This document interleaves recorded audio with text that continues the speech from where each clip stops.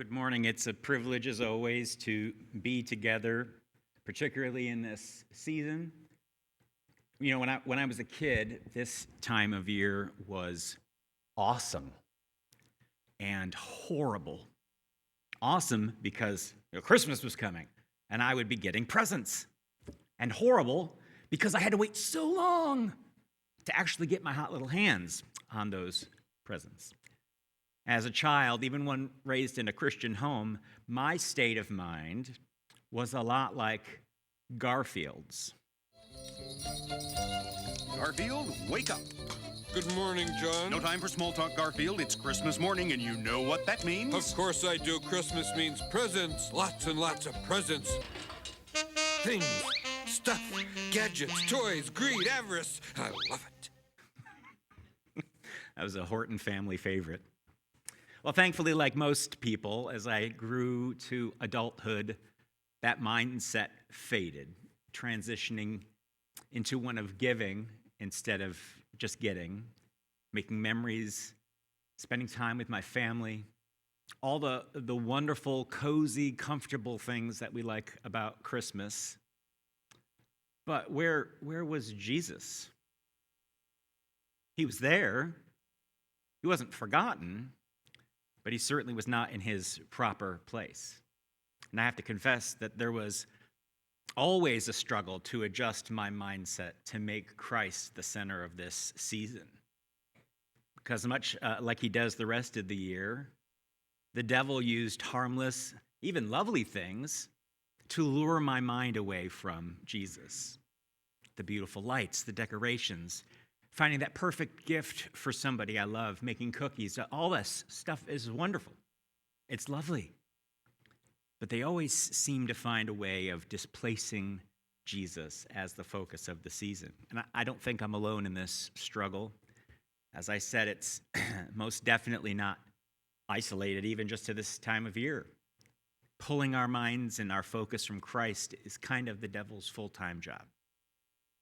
And that's where Advent comes in. To give a little background, a little history, Advent is a Christian liturgical season. It's rich and nuanced in history. It originated in the early church right around the 4th or 5th centuries. Initially, this season of Advent was a time of spiritual preparation. It began as a period for new believers actually to ready themselves for baptism and for Christians to deeply reflect on the meaning of Christ's coming. The early understanding of Advent was actually kind of complex. It was deep in theology, and it encompassed 3 distinct theological perspectives: Christ's birth in Bethlehem, his ongoing spiritual presence in the life of a believer, and it also anticipated Christ's future return as a king. And while many modern celebrations focus primarily on the nativity story, traditionally Advent was far more centered on the expectation of Christ's second coming, a time of hope for ultimate divine justice and peace. So throughout medieval time and later periods, the season maintained its kind of dual character of joyful anticipation mixed with serious spiritual preparation, marked by practices of fasting, of prayer, of long introspection. And as Christian traditions evolved, Advent became, and stayed a meaningful part of the season, sort of across denominational lines, a time that invites believers to really contemplate the profound ways that God enters human experience, past, present, and future. Advent is a time of reflection, of longing, of anticipation. And today is the first Sunday of Advent, so that's exactly what we're going to do. Because amid the hustle and bustle of this season, we often neglect to reflect on Jesus and the profound hope that the season brings, because this promise of Jesus' arrival, his return, ought to fill us with expectation and joy. We do live, though, in a world filled with uncertainty, filled with fear. And the narrative of Advent brings us back. It invites us to look beyond our circumstances to the hope of Christ. And there's a couple ways that we're going to see that play out this morning. And the first is this, that we have to recognize Jesus' words and that they offer hope amid the fear. We're going to be looking primarily a little further on in Luke, actually, Luke chapter 21.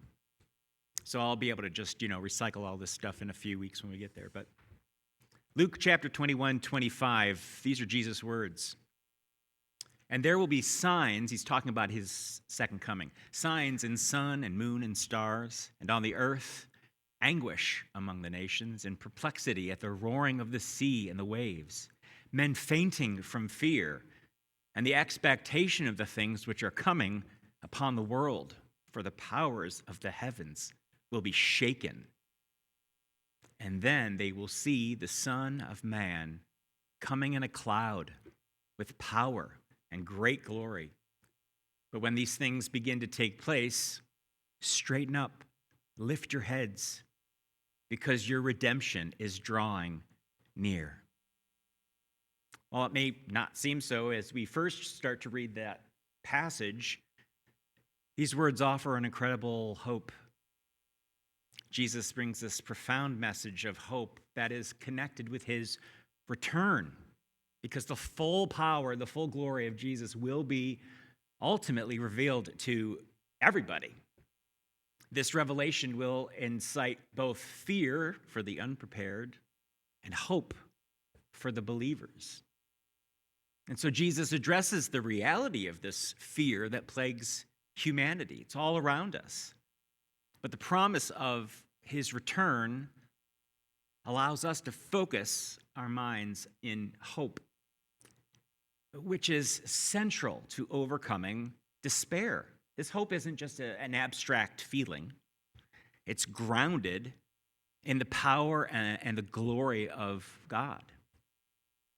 Those unbelieving and unprepared will fear his coming, but we ought to rejoice. Butler describes it in this way. He says, the great sign of the end is the return of Jesus, the Son of Man. You will see the full power and glory of Jesus. Yes, in Jesus, God's full glory will be revealed to the earth. All the earth will see. This will bring greater fear and consternation to those who are unprepared, but not for you. How will you react when this occurs? Do not bend over with fear and trembling. Stand up straight. Lift your head. Why? Now your redemption is near. The Redeemer has come in full glory. He has your rewards. No longer must you live by faith alone. Now you will see the Redeemer coming to judge and rule the earth. To the world, these signs that Jesus mentions in this look like death throes of a planet. Mother Nature gone berserk, as it were. And it's true in a way. But for us, it means hope. It's kind of like the labor pains before birth. We're not witnessing a funeral here. It's not the end. It's really just the beginning of the perfection that Jesus' return brings. And he cautions us against fear, because fear makes us sort of curl up and inward and huddle down and hunker in. But hope, the hope in Jesus, is enough to make us lift up our heads, not just when everything is easy, but when the sky is falling, when the earth we see is going to pieces. Jesus implies that the crumbling of this physical world is actually just the clearing of the stage for his arrival. And as glorious as this future hope is, what about now? We are still called to live by faith while we wait. And a big part of that living is protecting ourselves from the things that would distract us away from Christ. That's the second thing to remember this morning, that we have to guard our hearts while we wait for Jesus. Listen to what he says here in verse 34. Be on guard so that your hearts will not be overcome with dissipation and drunkenness and the worries of life. And that day will not come on you suddenly like a trap, for it will come upon all those who inhabit the face of the earth. But keep on the alert at all times, praying earnestly that you may have strength to escape all these things that are about to take place and to stand before the Son of Man. In this passage, Jesus stresses the importance of vigilance and prayer, because worldly distractions can and do lead believers away from their true purpose. They take our eyes off of him, and Jesus warns against this. He warns against this disillusionment that is caused by the weight that life can put upon us. He says to be on our guard, and true preparation, true readiness for this is intentional. It has to be. Morris notes the pitfalls and distractions and moral failure that may actually hinder our readiness in his commentary on Luke. He says this: Jesus' followers must live in the light of these exciting events to come and not give way to the temptation to imitate the people of the world. Dissipation, this word dissipation is properly the hangover after the carousal, the vulgar word for that very vulgar experience. Dissipation and drunkenness are sins which are quite out of character for the Christian. But as Ryle remarks, there is no sin so great, but a great saint may fall into it. And there is no saint so great, but he may fall into great sin. He goes on to say that the cares of this life are much more insidious. But either kind of failing can cause people to be unprepared. Verse 35 makes it clear. Jesus is talking about the end of all things. And 36, that his followers have a special responsibility. The prayer he urges involves an attitude of life, an attitude that seeks to flee worldly sins as the believer concentrates on the service of God. To stand before the Son of Man is to possess the ultimate salvation. We have to guard our hearts and be aware. Be aware of the distractions that can pull us away from God. And Jesus gives us a special responsibility here as his followers to remain vigilant, to be on guard, to maintain an alert mind and heart. The world, he says, as a contrast, is full of dissipation, escapism. And we can give into that when we lose hope in the future. It's this idea of just being numb.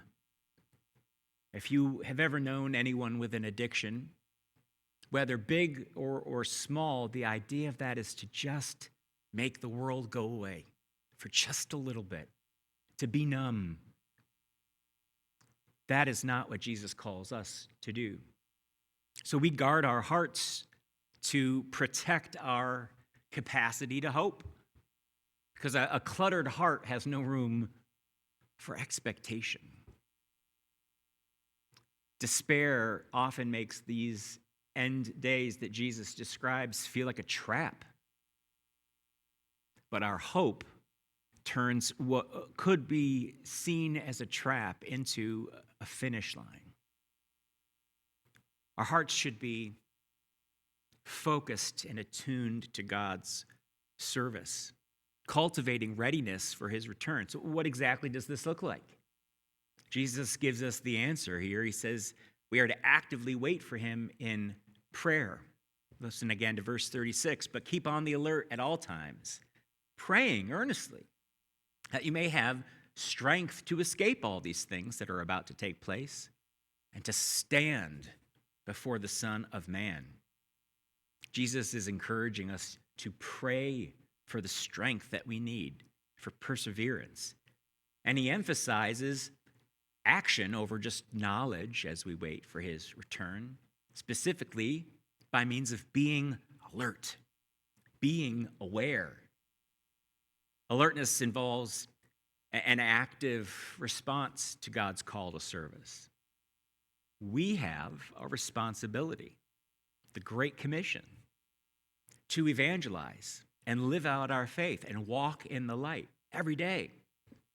And this call that he gives is for us to be ready, to be watching, to be praying continuously. And this, again, is an emphasis on action, which encourages engagement. We're here, we're present, we're waiting, rather than just complacency. In some way, for us as believers, prayer acts like a rebellion.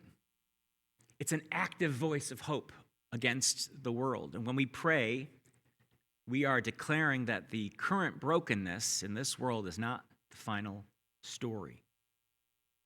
Earlier in verse 26, Jesus talks about the fainting of men, fainting in fear. But verse 36 here promises that we will stand. Hope is what provides us that spinal strength to stand when the rest of the world collapses.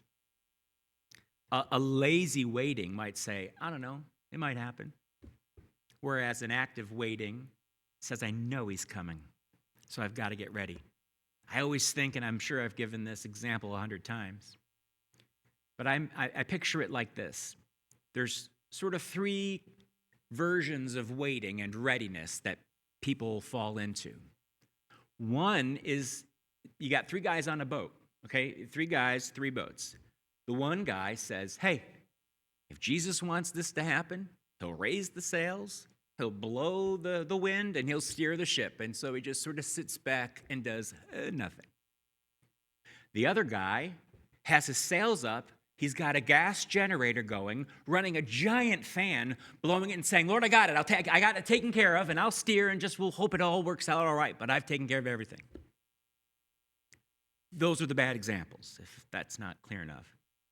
This third man in the boat has the sails up, his hand is on the rudder, and he says, I'm ready to go, Lord, whenever you are. He's ready. Whenever the wind blows, he's ready for that. Whatever God tells him to do or wherever he wants to move him, he's ready. Not doing nothing, but also not doing God's job for him. He is ready. Paul connects these concepts of hope and readiness like this in Romans. Whoops. He says, here we go. For in hope we are saved.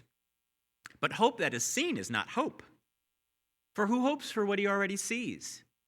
But if we hope for what we do not see, with perseverance, we eagerly wait for it. Earnestly praying. It's an action. So if this is the active part, what about the slowing down? Isn't that what we're supposed to be doing in Advent, a time of deep introspection, of reflection? That brings in point 4. We're to savor, I love that word, savor the hope of Christ's first coming and his ultimate return. See, Advent calls us to slow down amid the holiday chaos, to remember that Christ's first coming leads to his second coming. And slowing down is not something most of us can do. We are like an empty counter in the Horton home. The emptier it is, the more stuff you can put on it. It doesn't stay empty for long. We don't slow down as a people. It's hard for us. But Advent calls us to do so, to remember both the past and the future of Jesus. See, when we genuinely reflect on his first coming, which is a main focus of what we do around this time, it ought to deepen our understanding of his return. See, hope in resurrection reminds us that this world is temporary. This is not our home. We are pilgrims. Slowing down and resting is a part of our life as Christians altogether. Listen to the invitation that Jesus gives us in Matthew. He says, "Come to me, all who are weary, heavy laden, and I will give you rest. Take my yoke upon you and learn from me, for I am gentle, humble in heart, and you will find rest for your souls. For my yoke is easy and my burden is light." We need to recognize the restoration that will come with his return. His first advent, him as a little baby in a manger, is a theological receipt. It guarantees the second advent, when he comes in glory, when he comes as king. And we hope in that future because God has proven himself true again and again. For all of the false gods, the false things that people worship in this world, none of them predicted their death and their resurrection and actually made good on it. That's only Jesus. We can hope in this second coming because we know that Jesus is who he says he is. He proved himself then, and he promised to come again. Our hope in this is realizing that just as the prophecies of Bethlehem became history because they were true, the prophecies of his return are also as good as done. Lastly, we need to remember this, that hope will appear often when it's least expected. Life isn't always easy. We know these things. But sometimes hope emerges in life's loneliest, most difficult moments. Because God doesn't abandon us during trials. He never does. We may push him away. We may close our eyes to who he is, but he is never gone. God is actively present. He is walking with us, guiding our steps in our whole journey. Again, not just when things are good, but when things are tough. He doesn't go, "All right, you're on your own." That's not who he is. And so we need to remember that hope is one of our strongest connections to God, as we recognize that even in the darkest, most difficult, most lonely times in our lives, he is still there. He is a lighthouse in the storm. He is the gravity that keeps our feet on the solid rock. I love how the author of Hebrews puts it. In the same way, God, desiring even more to show to the heirs of the promise the unchangeableness of his purpose, guaranteed it with an oath, so that by two unchangeable things in which it is impossible for God to lie, we who have taken refuge would have strong encouragement to take hold of the hope set before us. This hope we have as an anchor of the soul, a hope both sure and confirmed, and one which enters within the veil where a forerunner has entered for us, Jesus, having become a high priest forever according to the order of Melchizedek. Hope is an anchor of the soul. It's not a feeling that comes and goes, but it's an anchor that most necessarily and is most felt during the storm, not in the calm. Because what we have in hope is certainty, not optimism. The hope of the world says, who knows? Maybe. That's not our hope. Biblical hope is not optimism that things might get better. It's the certainty that God is coming. Optimism of the world could disappoint. Hope will not. Even when we can't see his hand, hope allows us to trust his heart. So let's put a ribbon on this. See what I did there? The first thing we said was we need to recognize Jesus' words offer hope in the fear. How do we do this? Well, we have to acknowledge our fear. We have to acknowledge our doubt all the time, particularly now. And remember that Jesus' return is the ultimate hope, our ultimate source of peace and joy. We must regularly remind ourselves of this every day. This is part of praying without ceasing. It's keeping our tie to God strong and clear and ready. We can do this with one another. Often seeing how God is working in someone else's life can recharge that hope. It can take the blinders off of our eyes to see that God is at work. We can use those moments of fear to pivot away from the world that tells us things won't get better and look to God that says he's coming with perfection. The second thing we looked at was to guard our heart while we wait for his arrival. How do we do this? Well, if we are not in the Word, if we are not engaging actively in our faith, it's so much easier for us to follow the Pied Piper of the world. So we have to actively and intentionally set aside time for God every day to focus on his promises, to remember what he's done, to see in his word that he is who he says he is. And as we pray, we don't pray like, I don't know, Lord, maybe, we can pray with confidence that he is coming. And there's hope in that. We have to actively wait for Jesus in prayer. We can make a list. We can do a real thing, make a list that focuses on all the times that God has kept his promises in the past. I'll tell you that my wife and I do this almost every time something happens. Some life change, some big unexpected trial in our life. Inevitably, one of us says, well, he's always come through in the past. So this won't be any different. It might look different, but it's not different. And so this active remembering, this active prayer of thanking Jesus for who he is, stokes the fire of hope in our hearts.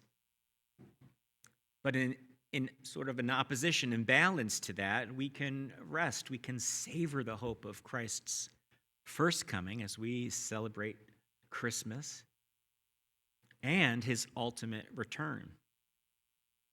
We need to slow and savor. Again, savor is a wonderful word. It's usually attached to food, right? It's something that you're not just shoving down. It's something that you're enjoying. Oh, that first bite of your favorite meal when you haven't had it in a long time. And, oh, this is awesome. Well, if our relationship with God doesn't bring that same joy, when we take these intentional moments to stop, to pause, to rest in him, we can savor the hope of who he is, his first coming and his second. And even when things are dark, we know that hope will appear when it's least expected. That light in the darkness, that glimmer of hope that's always there. Again, these are things that we can do with one another. Hey, brother, what's God been doing in your life lately? Hey, sister, I want to tell you about what God's been doing in my life. To remind one another he's still at work, even when we might feel like he's not. You know, Jesus offers real, true hope in our fear and our darkness. And as we prepare for Christmas, I want us to reflect on his promise because we are called to share this hope, to share the hope that we have in him with the world, with anybody who asks. In a commentary that I don't typically lean on, I found this beautiful description of this. You know, back in the day, this was from 1910, people just spoke differently. They used big words. They really knew how to paint a picture. But listen to this. But this hope of Christ's coming is no vague, natural poetry in us, like our blind longing for the first signs of spring coming after winter. It is an energy of conscience, reason, and will set upon things above, seeking the highest and the loveliest, yes, an energy of our highest faculties, and of all of them, even our earthly body, because we know that we are not created only to think of what is highest, but to suffer and strive for it, attain and possess it.